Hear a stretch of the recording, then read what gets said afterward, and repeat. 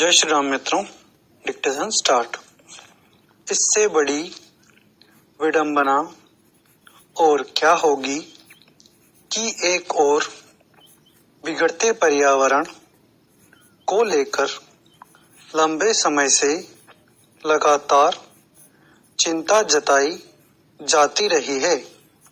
इससे उपजी समस्याओं के समाधान के लिए तमाम उपाय सुझाए जाते हैं। दूसरी ओर जमीनी स्थिति दिनों दिन खराब होती जा रही है। हालत यह है कि पर्यावरण में बहुस्तरीय उथल-पुथल की वजह से अलग अलग रूप में दुनिया को बड़ा नुकसान हो रहा है और अकेले प्रदूषण के चलते हर साल लाखों लोगों की जान चली जाती है। इस मसले पर एक ताजा रिपोर्ट में सामने आए ये तथ्य एक बार फिर यह चिंता पैदा करने के लिए काफी है कि पिछले 2 दशकों के दौरान हवा में घुलते प्रदूषण के चलते भारी तादाद में लोगों की मौत हो गई।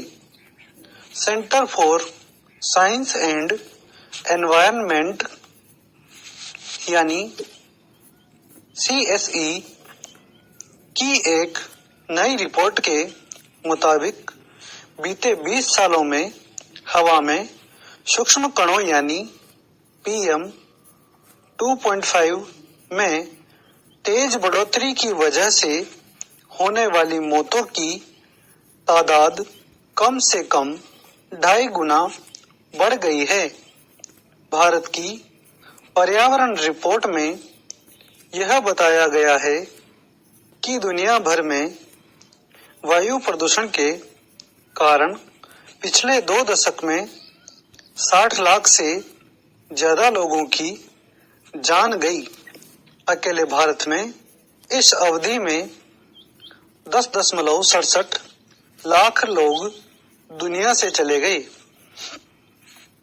विचित्र यह है कि युद्ध या अन्य प्रत्यक्ष कारणों से होने वाली मौतों की संख्या से तो दुनिया भर में परेशानी महसूस की जाती है, लेकिन प्रदूषण के चलते इतनी बड़ी तादाद में लोगों की जान चली जाती है और यह कोई ऐसी चिंता पैदा नहीं कर पा रही है जिसके तत्काल समाधान की जरूरत महसूस की जा सके।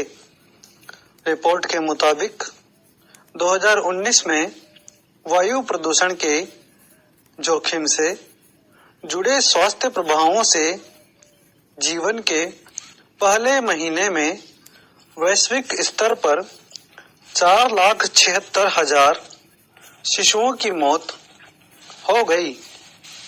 इनमें से भारत में 1,16,000 बच्चों की जान गई।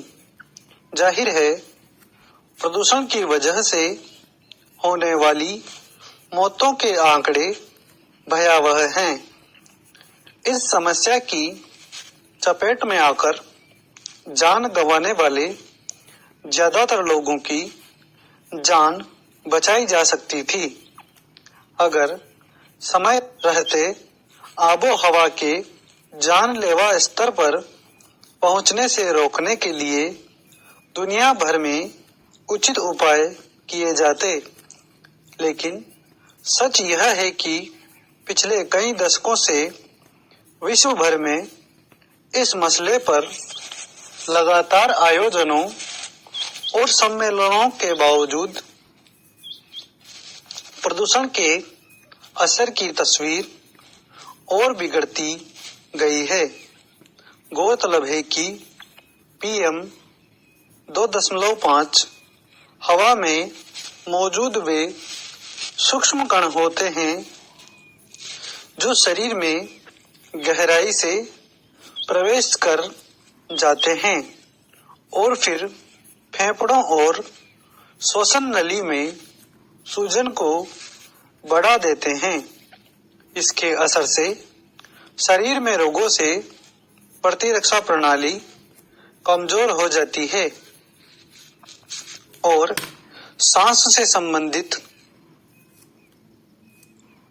कई तरह की समस्याओं का खतरा बढ़ जाता है। सन 2019 में खराब वायु गुणवत्ता दुनिया भर में जल्दी मौत का चौथा प्रमुख जोखिम वाला कारक था। यह केवल उच्च रक्तचाप, तंबाकू के उपयोग और खराब आहार से भी आगे निकल गया।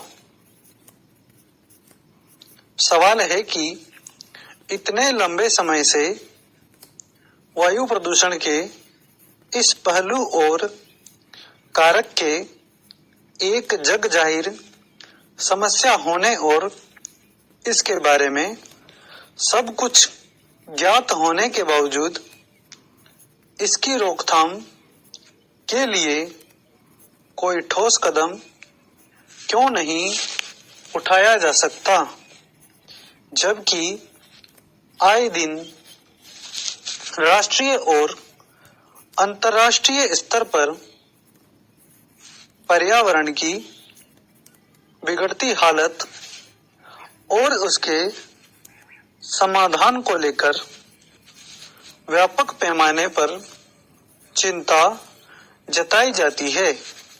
आखिर वे कौन से कारण हैं कि कार्बन उत्सर्जन पैदा करने वाले धनी और विकसित देश हर मौके पर इस मसले पर अपनी जिम्मेदारी से पल्ला झाड़ लेते हैं और समस्या की गंभीरता का ठीकरा अविकसित या विकासशील तीसरी दुनिया के देशों पर फोड़ देते हैं।